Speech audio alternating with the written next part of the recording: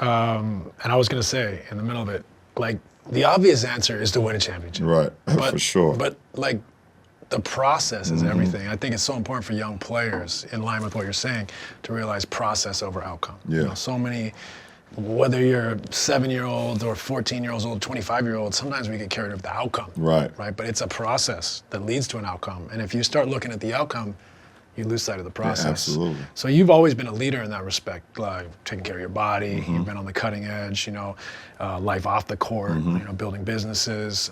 The way even during your career, you've changed franchises strategically, always cutting edge, always thinking ahead, always trying to get somewhere that you think is interesting, fascinating about where you can take the game. Perfect. Thank you. Thank you, guys. Absolutely. It's a good health. Absolutely. Down the stretch here, Yes, sir. especially. Thank you. Cheers. That's beautiful. That's lovely. Like they was stepping on those grapes right outside, right out back. For sure. Where was I? The process. Yeah. There's another former 40-year-old Laker in the room. It didn't go as well, but I would say I fought with everything I could to keep playing. Yeah. Like I wanted to keep going. Like I would have loved to play 2, 3, 4 more years. Because, you know, you get to that stage where you're at right now, you can see over the fence. Yeah, for sure. And that's vast. More than any time before, absolutely. Right? Like you've been in the league now longer than you've not been in the league in your life. Right. 22 compared to seasons 18. to 18, right? Yeah. And then you got your whole rest of your life without, you know, playing the game, whenever that is. Yeah. Right? And I have a hunch it's not now because of what I've been noticing lately. But my point being is that, like, when I was fighting to get every last drop that I could, like, I wanted to compete, I wanted to be on the floor, I wanted to win games, but what I really was obsessed with and in love with was the process of trying to get better every day, trying to prepare to stay healthy, to get healthy, to refine my skills, to get sharper, to get fitter, all those things. So I can relate to that, but I think it's a wonderful message for young players. You know, so many nowadays, like social media, whatever it is, the lens gets so broad, we forget about, like, my process is all I have, right? I mean, you just said it. I mean, because of social media and because of people wanting instant gratification, instant oatmeal, I always call it. Like, okay, let's throw it in the microwave and a minute and a half is warm. You know, I think if you really want to be great at something, it definitely doesn't happen overnight. It's not going to happen in a year or two.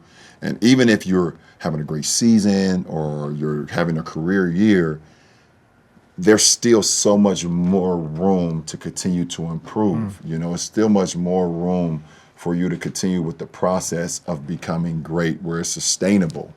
You know, we've both been in many all-star games, multiple all-star games, and we've both seen guys that were there one year and then guys that were not there the next year, you know, and, you know, you ask yourself, you know, when I walk into those locker rooms still, I ask myself, what was it? What was the defining factor why that particular player wasn't there the following couple of years after he had that breakout season the year before?